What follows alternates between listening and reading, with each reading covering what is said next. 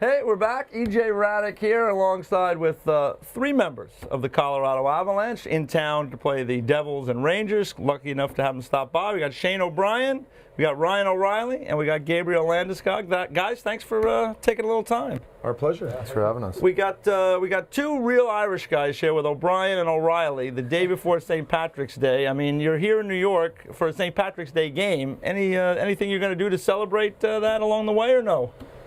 Actually, we're going to try to stay out of the festivities as hard as it's going to be for a couple Irish guys, but it's obviously a great day, and everyone's Irish tomorrow, so it's a lot of fun. Any chance maybe just take a peek at the parade at all, Ryan, or no? We'll try to stay focused, but hopefully have a little luck of the Irish tomorrow and we can get a nice win. That's right. Well, they got something going for you, and I'm sorry we don't have the big Swedish holiday here. Back in Sweden, what is the biggest holiday in Sweden? Maybe Christmas, probably. Okay. I mean, it's nothing too crazy, nothing like St. Patrick's Day, but probably Christmas. All right. Well, listen, I want to ask you guys to start. All of you have ties, within your family, to hockey. I mean, your uncle Dennis played 10 years. I remember him, played for the Minnesota North Stars. I don't know if he played for any other clubs. And your brother, obviously, Cal, plays in the National Hockey League. He's in the Penguins organization right now. And your dad, Tony, played in the Swedish Elite League. So I want to start with you. What's the did you, when you were growing up, did you lean on those kind of influences that help you get into hockey as a young kid? Well, I mean, I think if anything, it lets you know that you can make it to the NHL. I mean, coming from a small town in Canada.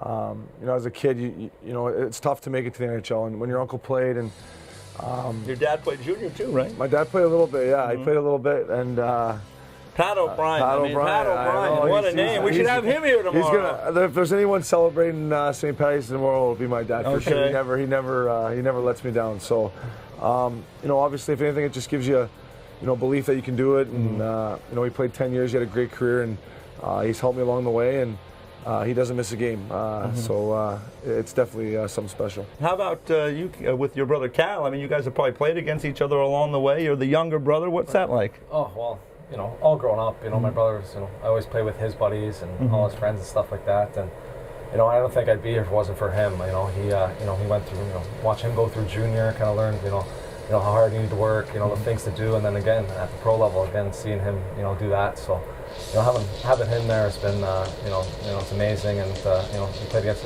each other a couple times, and it's a great thing, especially for my family. And how about you, Gabriel? Your dad, Tony, played in the Swedish Elite League. Growing up over there, I mean, is that something that kind of propels you towards, being interested in hockey? Yeah, no, definitely. I mean, I've been on skates for as long as I can remember, and my brother he wasn't really into it, so my dad put me into it, and I've loved it ever since. And my dad's just been a good mentor for me just along the way to teach me little things here and there, and not always about hockey, but also off the ice, how he takes his success the right way and all that kind of stuff. Hey, you were a guy that you're born in Sweden. You decided to come over here at 16 years of age and come and play in the Ontario Hockey League, and that's a big jump. How was it for you, kind of making that transition? I mean, you have guys like these Ontario boys. They probably wanted to give it to you a little bit and test you. What was it like, especially that first year? Well, I mean, I was prepared coming over that it wasn't going to be, straight up from there. I was going to face some adversity, and I was going to have to adapt to a new league and a new country. And it took a couple of months, but after that, I think I fit into the lifestyle, and I loved it ever since. Hey, I got to ask you guys, it's been a crazy 36, 48 hours for you. You guys are in Buffalo on Wednesday night. You have a wild game, goes back and forth. You're racing up the ice at the end of the game. The puck bounces around, and of course, the big goal scorer, Jamie McGinn, tucks it in. You get the game tied up, and you win it in a shootout. Last night, you're in New Jersey. It's a tense game, 0-0, another shootout. You end up on the short end of that.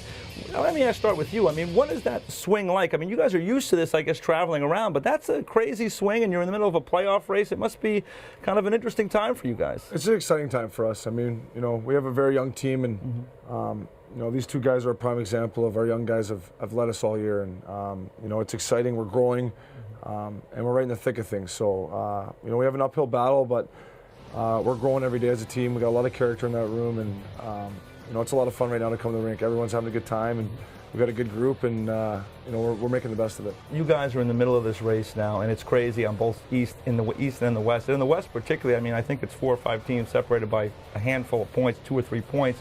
Shane, you've been in this league a while now, and you've been on a couple of different teams, so you might know some of these characters in different places. Or have you been watching? I watch more than these 2 young studs do here. Yeah. He's at home playing the guitar, and he's rocking Twitter now. So they're but I watch it too closely. I mean, and I shouldn't actually, because it'll drive you crazy. Yeah. I mean, you look at it, and each day, you move up, you move down 2 or 3 spots, but it's exciting, and the city of Denver is excited, and we're excited, and it's nice to be in the mix. Let me ask you, because I see he's got a little bit of the beard going. I mean, the playoffs, everybody's got the playoff beards. Do you think he's got what it takes if you have a long playoff run to get a good, full beard going? This guy, he can grow the beard. I mean, for a young guy, he likes to grow it out every now and then, and He's hairy. The girls like it from what he's been telling me. So he can definitely grow the playoff beard. So. How about this guy? He does. I don't know. He looks pretty clean cut. Just wait. Yeah, he's. You never know. Look at that face. He's got the baby face going a bit. I'm going with the clean shave look. I think it fits me better. But he's a true pro, that kid over there. He's already turned into a veteran. Have you had one before or no? Yeah, I grew one out a couple of years ago, or last year and the year before in junior. So okay. We'll get it going. Maybe I'll get a head start here and just start after this. Start right now. We should start right now. How about you? I got nothing. It's embarrassing. It's like a neck. The oldest guy. I know it's brutal, but. All right. Hey, listen. I want to ask you guys one other thing too about because we got talking about it before we went on about playing in Denver is unique because of the altitude. And you told me when you first got out there, it's a real adjustment. And like we watch the games every night, and we're not thinking about it, but. It's a real difference, and just give us the rundown on being there and then going on the road and coming home. Yeah, I mean, I'm not quite in as good a shape as these 2 young bucks over here, but I find it tough when you come back off the road. I mean, when you go on the road, it's nice. You can definitely feel the difference. You can breathe more, you feel better. But that first game back after a long road trip, or a day off or something like that, I know I can feel it. I don't know about these. How about you guys? I mean. Especially, both of you guys relatively young. Your first year a couple of years ago. Did you notice it right away? Oh, for sure. I think once I got into training camp there, you just kind of notice it took like a week or so just kind of get used to it. But I think it is a kind of advantage, though. I think to have that. When we come down to sea level and stuff like that, we do have like a little bit extra, I think, and I think it helps out for a full 60-minute game. That third period, I think we got a little bit extra when most teams might not have it.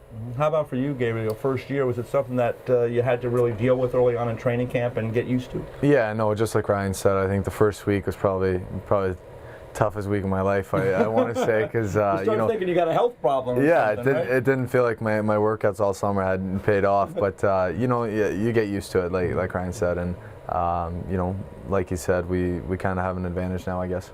All right. Well, listen, guys, thanks for taking a few minutes with us. Enjoy your day off in New York. Good luck the rest of the season against the Rangers on Saturday night. And, tell Ryan O'Byrne we said hello. We got to beat him up a little bit today. That was good. We did. That's nice. Anytime you get a shot on him, it's always it's always nice, enjoyable. Right? It's always enjoyable. All right. Shane O'Brien, Ryan O'Reilly, Gabriel Landeskog. All the best, guys. Thanks a lot. Thanks for having us.